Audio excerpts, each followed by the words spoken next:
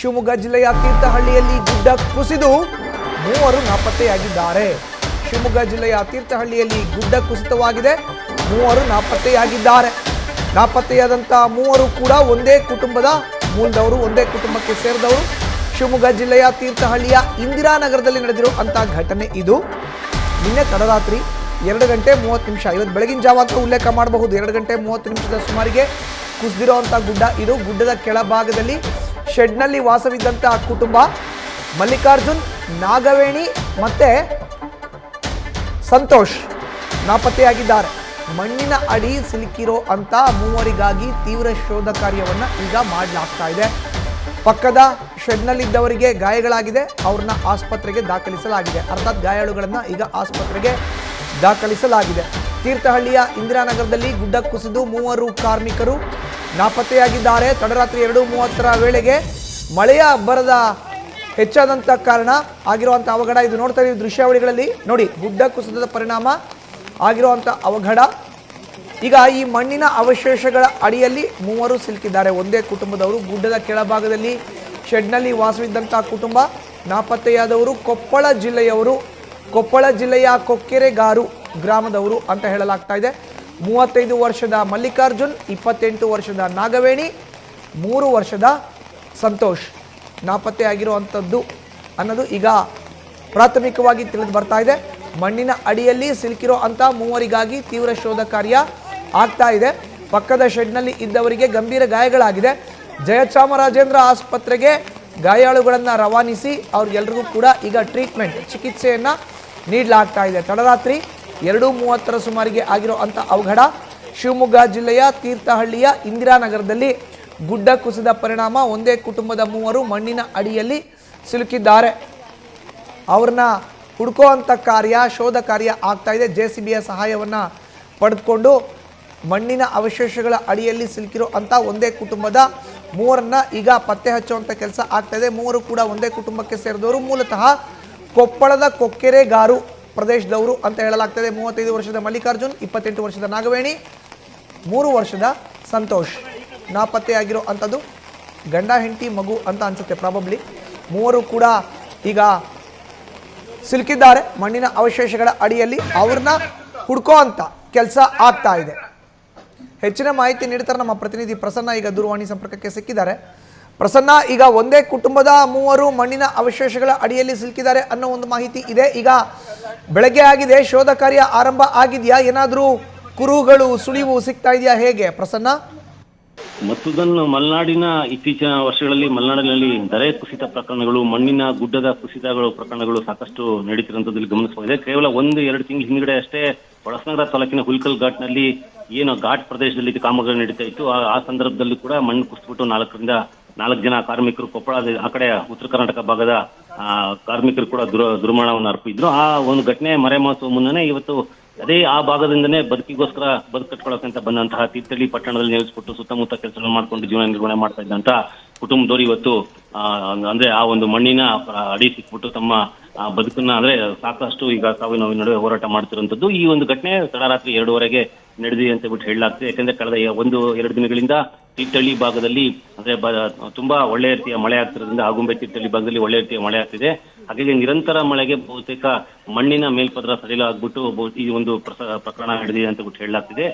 ಭಾರಿ ಪ್ರಮಾಣದಲ್ಲಿ ಮಣ್ಣು ಅಂದ್ರೆ ಮನೆ ಹಿಂಭಾಗದಂತಹ ದರೆ ಕುಸಿದ ಪರಿಣಾಮವಾಗಿ ಕೆಳಗಡೆ ಇದ್ದಂತಹ ಶೆಡ್ ಮೇಲೆ ಏಕಾಏಕಿ ರಾತ್ರಿ ಮಲಗದಂತೆ ವೇಳೆ ಹಠಾತ್ ಆಗಿ ಮಣ್ಣು ಬಿದ್ದ ಪರಿಣಾಮವಾಗಿ ಅವರೆಲ್ಲ ಮಣ್ಣಲ್ಲಿ ಸಿಲುಕೊಂಡಿರುವಂಥದ್ದು. ಇದ್ರ ಪರಿಣಾಮವಾಗಿ ಅವರು ಅದರಲ್ಲಿ ಸಿಗಾಕೊಂಡಿದ್ದಾರೆ ಅಂತ ಹೇಳಲಾಗುತ್ತೆ. ಇದು ಬೆಳಕಿಗೆ ಬರ್ತಿದ್ದಂಗೆನೆ ಪೊಲೀಸರು ಮತ್ತೆ ಅಗ್ನಿಶಾಮಕ ಸಿಬ್ಬಂದಿ ಸ್ಥಳಕ್ಕೆ ಆಗಮಿಸಿ ಅದನ್ನ ಹೊರತೆಗೆಯುವಂತಹ ಪ್ರಯತ್ನ ನಡೆಸ್ತಾರೆ. ಆದ್ರೆ ಇನ್ನೂ ಟ್ರೇಸ್ ಆಗಿಲ್ಲ. ಹಾಗಾಗಿನೇ ಅವರ ಒಂದು ಇರುವಿಕೆಯ ಬಗ್ಗೆ ಈಗಾಗಲೇ ಸಾಕಷ್ಟು ಅನುಮಾನಗಳನ್ನು ಹುಡ್ತಾ ಇರುವಂಥದ್ದು. ಮತ್ತೆ ಜೊತೆಗೆ ಇದು ಘಟನೆಯಲ್ಲಿ ಪಕ್ಕದಲ್ಲಿ ಏನಿದ್ದಂತ ಇನ್ನೊಂದು ಶೆಡ್ ನಲ್ಲಿ ಇದ್ದಂತಹ ಗಾಯಾಳುಗಳನ್ನ ಅವ್ರನ್ನ ಕರ್ಕೊಂಡು ಹೋಗ್ಬಿಟ್ಟು ಜಯಚಾಮರಾಜೇಂದ್ರ ಅಂದ್ರೆ ಪಟ್ಟಣದಲ್ಲಿ ಇರುವಂತಹ ಜಯಚಾಮರಾಜೇಂದ್ರ ಹಾಸ್ಪಿಟಲ್ಗೆ ದಾಖಲಿಸ್ಬಿಟ್ಟು ಅವರಿಗೆ ಚಿಕಿತ್ಸೆ ನೀಡುವಂಥದ್ದನ್ನ ಈಗಾಗಲೇ ಸ್ಥಳದಲ್ಲಿ ಡಿವೈಎಸ್ಪಿ ಸೇರಿದಂತೆ ಸ್ಥಳೀಯ ಪಟ್ಟಣ ಪಂಚಾಯಿತಿಯ ಅಧ್ಯಕ್ಷರುಗಳು ಮತ್ತೆ ಪದಾಧಿಕಾರಿಗಳು ಮತ್ತೆ ಸಮಿತಿಯ ಸದಸ್ಯರು ಮತ್ತೆ ಪ್ರಮುಖರುಗಳು ಅಲ್ಲಿ ಸ್ಥಳದಲ್ಲಿದ್ದು ಪರಿಹಾರ ಕಾರ್ಯಾಚರಣೆ ಮತ್ತೆ ಮಣ್ಣನ್ನ ತೆರವು ಬಿಟ್ಟು ಅವ್ರನ್ನ ಪತ್ತೆ ಮಾಡುವಂತಹ ಒಂದು ಕೆಲಸದಲ್ಲಿ ತೊಡಗಿರುವಂಥದ್ದು ನಾವು ಗಮನಿಸಬಹುದಾಗಿದೆ. ಈಗ ಬಹುತೇಕ ಅವರ ಇರುವಿಕೆ ಬಗ್ಗೆನೇ ಅನುಮಾನ ವ್ಯಕ್ತಪಡಿಸುವುದರಿಂದ ಈಗ ಹೊರಗಡೆ ತೆಗೆದ ಮೇಲೆ ಅದನ್ನ ಖಚಿತಪಡಿಸುವಂತಹ ಕೆಲಸವನ್ನ ಈಗ ಸ್ಥಳೀಯ ಆಡಳಿತ ಮಾಡೋದ್ರ ಬಗ್ಗೆ ಮುಂದುವರಿಸಿರುವಂಥದ್ದು ನಾವು ಗಮನಿಸಬಹುದಾಗಿದೆ. ಮುಸುಗನ್ ಪ್ರಸನ್ನ, ಇನ್ನು ಎಷ್ಟು ಜನ ಗಾಯಾಳುಗಳನ್ನ ಈಗ ಆಸ್ಪತ್ರೆಗೆ ದಾಖಲಿಸಲಾಗಿದೆ ಅನ್ನೋದ್ರ ಬಗ್ಗೆ ಮಾಹಿತಿ ಸಿಗ್ತಾ ಇದೆಯಾ? ಹೇಗೆ? ಪಕ್ಕದ ಶೆಡ್ ನಲ್ಲಿ ಮತ್ತೊಂದು ಕುಟುಂಬ ಇತ್ತು. ಅದರಲ್ಲಿ 4 ಜನ ಅವರು ಗಾಯಗೊಂಡಿದ್ರು ಅಂತ ಹೇಳಲಾಗುತ್ತೆ, ಸಣ್ಣ ಪುಟ್ಟ ಗಾಯ. ಅವ್ರನ್ನ ತಕ್ಷಣವೇ ಅಂದ್ರೆ ಅವರು ಏನು ಹೊರಗಡೆ ಬಂದು ಇದನ್ನ ವಿಚಾರ ತಿಳಿಸ್ತಾರೆ. ಹಾಗಾಗಿನೇ ಆ ತಡರಾತ್ರಿಲೇನೆ ಅವ್ರನ್ನ ಅಲ್ಲಿರುವಂತಹ ಸ್ಥಳೀಯರು ಹಾಸ್ಪಿಟಲ್ಗೆ ಸೇರಿ ಚಿಕಿತ್ಸೆ ನೀಡಿರುವಂತದ್ದು. ಮತ್ತೆ ಈ ವಿಚಾರ ಬೆಳಕಿಗೆ ಬರ್ತಿದ್ದಂಗೆನೆ ಬೆಳಕು ಅಂದ್ರೆ ತಡರಾತ್ರಿ ಮಳೆಯ ಕಾರಣದಲ್ಲಿ ಪರಿಹಾರ ಅಂದ್ರೆ ಅವ್ರನ್ನ ಮಣ್ಣಿನ ತೆರವುಗೊಳಿಸುವಂತಹ ಕಾರ್ಯಕ್ಕೆ ಸ್ವಲ್ಪ ತೊಂದರೆ ಆಗಿತ್ತು. ಈಗ ಯಂತ್ರೋಪಕರಣವನ್ನು ಬಳಸ್ಬಿಟ್ಟು ಅಲ್ಲಿ ತೆರವು ಕಾರ್ಯಾಚರಣೆ ನಡೆಸ್ತಿರುವಂತದ್ದು. ಒಟ್ಟಾರೆ ಗಾಯಾಳುಗಳಿಗೆ ಸಣ್ಣ ಪುಟ್ಟ ಗಾಯಗಳಾಗಿದ್ದು ಅವರು ಎಲ್ಲರೂ ಪ್ರಾಣಾಪಾಯದಿಂದ ಪಾರಾಗಿದ್ದು ಚಿಕಿತ್ಸೆನ ಅಲ್ಲಿ ಸ್ಥಳೀಯ ಆಸ್ಪತ್ರೆಯಲ್ಲಿ ಪಡಿತಿರುವಂತದ್ದು ಗಮನಿಸಬಹುದು ಮಸೂದನ್. ಧನ್ಯವಾದ ಪ್ರಸನ್ನ ನಿಮ್ಮ ಮಾಹಿತಿಗೆ.